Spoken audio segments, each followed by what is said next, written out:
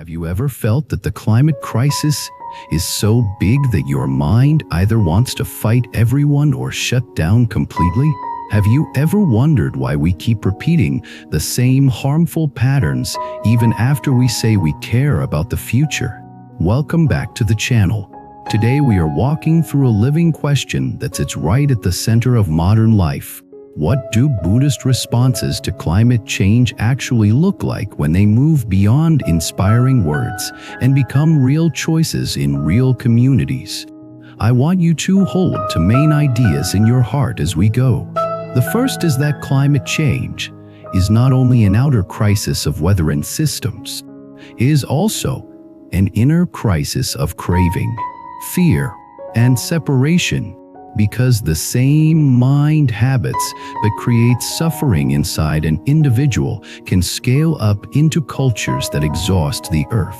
The second is that Buddhist response is not only meditation and good intentions, it is a training in ethics, compassion, and wisdom that can shape daily behavior, community resilience, and even the tone of policy conversations without turning into hatred or despair. Let us begin with a scene that many people quietly live through. A person hears the news.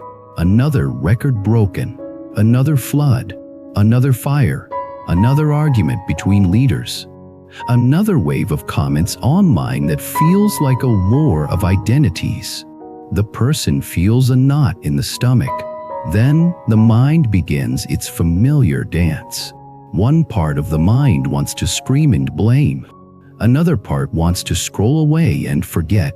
Another part whispers that it is too late anyway. Another part says, "You are just one person. You cannot matter." This is the psychological climate crisis, because even when you know the outer facts, the inner response determines whether you become useful or you become exhausted. Buddhist practice starts exactly here, not by denying the crisis, but by studying the mind that meets the crisis. What is the mind doing right now? Is it grasping for certainty? Is it attacking for control? Is it collapsing into numbness? Is it building stories that increase suffering? This is not self-centered. This is strategic, because the mind is the source of action. If the mind isn't trained, the action will be reactive. If the mind is trained, the action can be steady. Now imagine a teacher speaking to a room full of people who care, but feel overwhelmed. The teacher does not say relax. It will be fine. The teacher says something more honest. We cannot control every outcome, but we can control what causes we plant. That sentence is karma in plain language. Karma is cause and effect. If we keep planting causes of endless extraction, we harvest instability. If we plant causes of restraint and care, we harvest resilience. If we plant causes of hatred, we harvest division. If we plant causes of compassion and wisdom, we harvest cooperation. So a Buddhist response to climate change begins with a vow to plant better causes, internally and externally. Now let us make this real with a story, because without a story it stays abstract. Imagine a coastal town where storms have become stronger and more unpredictable. Some families have lost property. Some families live with constant anxiety every rainy season. People argue about who to blame. Some say it is policy failure. Some say it is nature. Some say it is exaggerated. Some say it is too late. The town becomes emotionally divided. In this town, there is a small Buddhist community, not a large, powerful institution, just a group of people who practice together. They have been meditating for years to work with anxiety and anger in their personal lives. Now the outer world is forcing the same lessons into public space. At first, the community responds the way many people respond. They hold prayer-like gatherings. They talk about compassion. They share inspirational quotes. It feels good for a moment. Then the next storm arrives, and fear returns, and the community realizes something. Comfort is not enough. We need practice that becomes action. So they shift. They begin by training their own nervous systems because panic people do not cooperate well. They meet, breathe. They learn to sit with fear without turning it into blame. They learn to hold grief without turning it into despair. They learn to feel anger without turning it into cruelty. This is not private self-help. This is social medicine. A calm mind becomes a stabilizing presence in a frightened community. Then they begin to serve. They organize support for elders during storms. They help families prepare. They create a network to check on people after emergencies. They partner with local groups to improve resilience. They do it quietly, without needing applause, because service is part of the path. And something happens. People outside the community start noticing, not because the Buddhists are claiming moral superiority, but because the Buddhists are steady when everyone else is spinning. Steadiness is contagious. A stable presence reduces panic. Reduced panic makes planning possible. Planning reduces suffering. This is how an inner practice becomes an outer response. Now let us step deeper into what makes a Buddhist response distinct. Because many traditions encourage kindness, what is the specific contribution here? One contribution is the training in interdependence. Interdependence means nothing stands alone. Your breath depends on forests and oceans. Your food depends on soil, water, insects, farmers, and supply chains. Your comfort depends on energy systems and labor. Your waste does not disappear. It moves.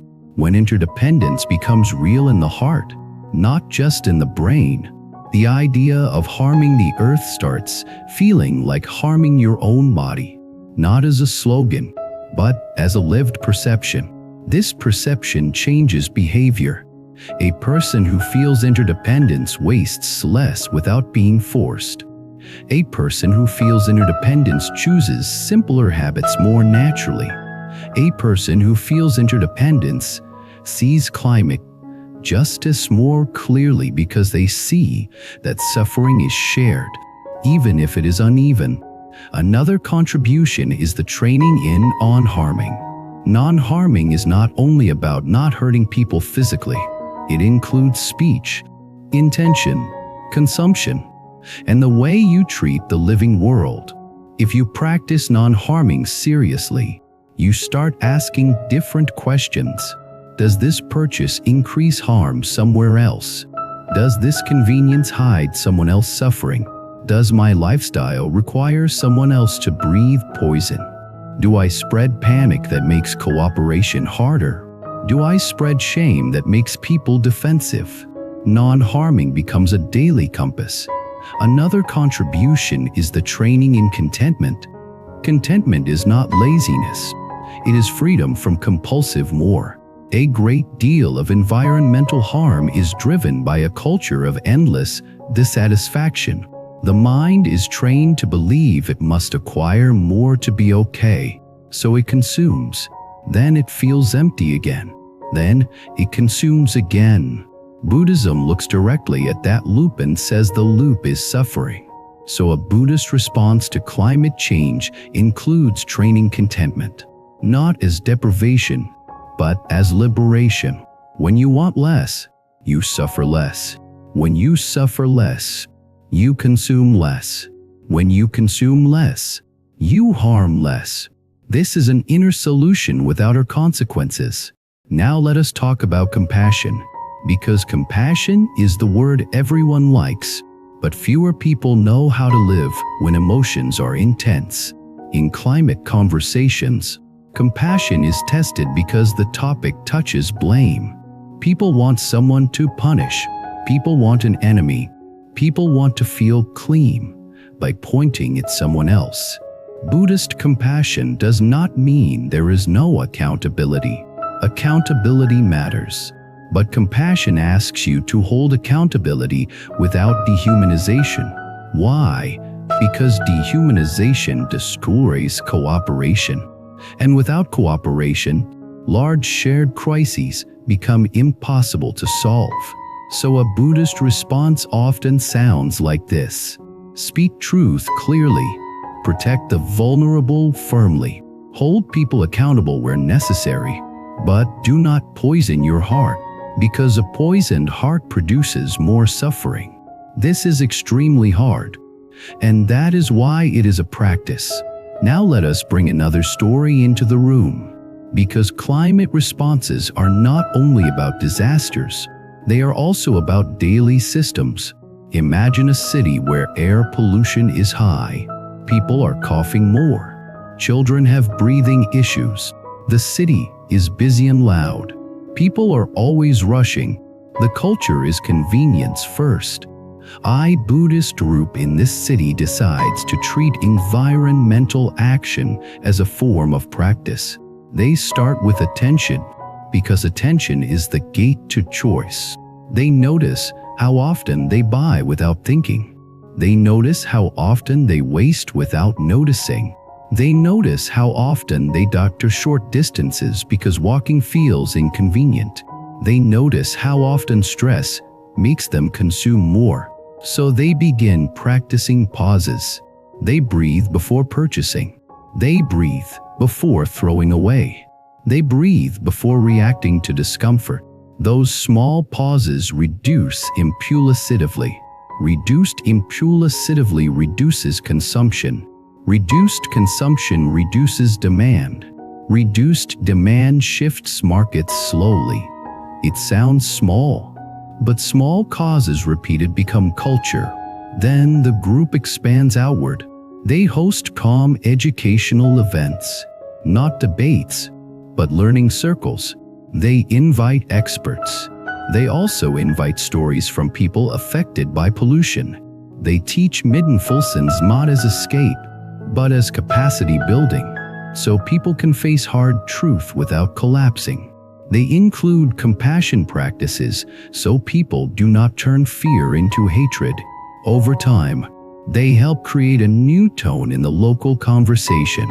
Less shouting, more listening, less identity warfare, more problem solving.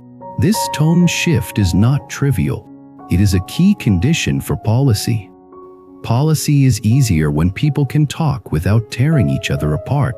So a Buddhist response can serve society by protecting the quality of public mind.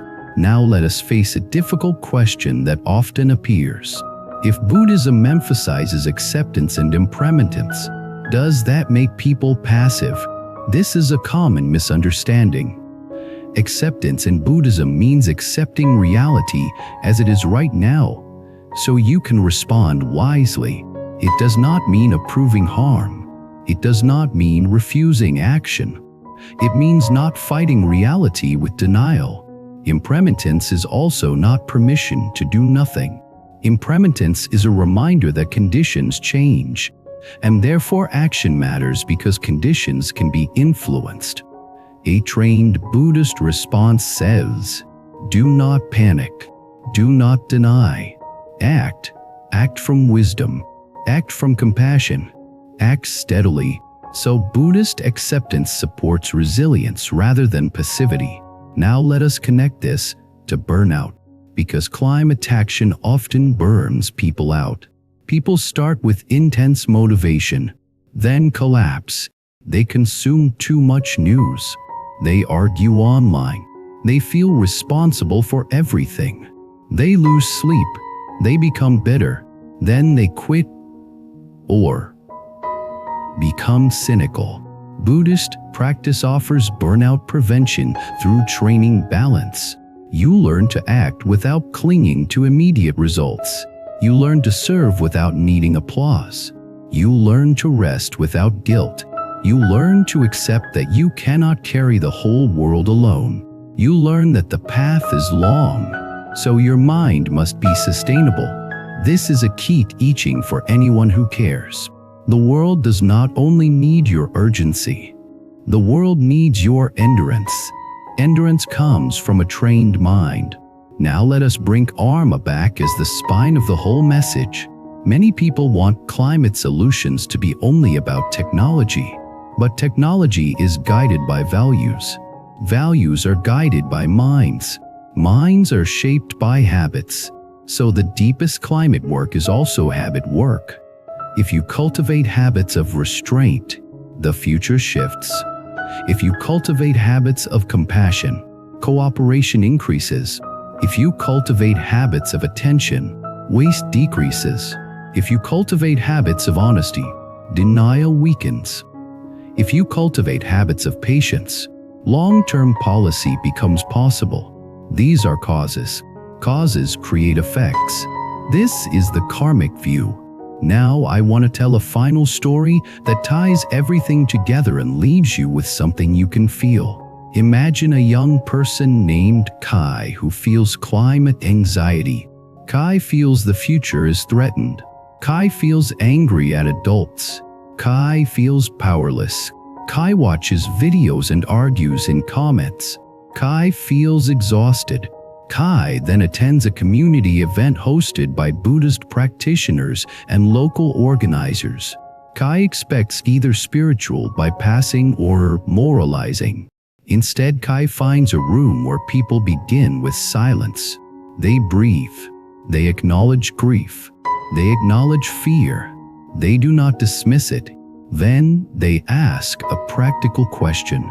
What is one action we can do together that reduces suffering and that we can sustain? Kai hears the word together and feels something shift. Because isolation is what makes anxiety unbearable. They choose a project. It might be supporting vulnerable neighbors during heat waves. It might be restoring a local green area. It might be community education with calm tone. It might be waste reduction plus support for families. The project does not matter as much as the principle. Steady action in community. Kai joins. Weeks pass. Kai still cares. Kai still feels grief sometimes. But Kai is no longer trapped in helplessness. Kai is practicing hope. Hope here is not fantasy. It is action rooted in compassion. Kai also begins meditating, not to escape the world, but to keep the heart clean enough to keep serving. Kai notices anger and learns to turn it into courage. Kai notices despair and learns to return to the next wise step. Kai notices hatred and learns to release it because hatred burns the person holding it first. Kai becomes a different kind of climate actor, not loud all the time, steady all the time, and that steadiness becomes Kai destiny. This is what a Buddhist response can look like in the modern world. It does not replace science. It does not replace policy. It supports them by training minds to hold truth, by training hearts to hold compassion, by training communities to cooperate, by reducing craving that fuels harm, by turning anxiety into sustainable action. So if you take one thing from this story, let it be this. You do not have to carry the whole climate crisis in your chest. You can plant better causes today. One pause, one honest conversation, one act of service, one choice to consume less, one choice to speak without hatred, one choice to build community. Then repeat. And as you repeat, you change your karma. As you change your karma, you change your destiny. And when enough people change together, the world changes. Thank you for spending this time with me. Share in the comments what kind of climate response feels most sustainable for you. Inner practice, community service, education, or lifestyle change. And share what helps you stay compassionate without burning out. Please subscribe to the channel, like the video, and leave a comment to support this community. And I will see you in the next one.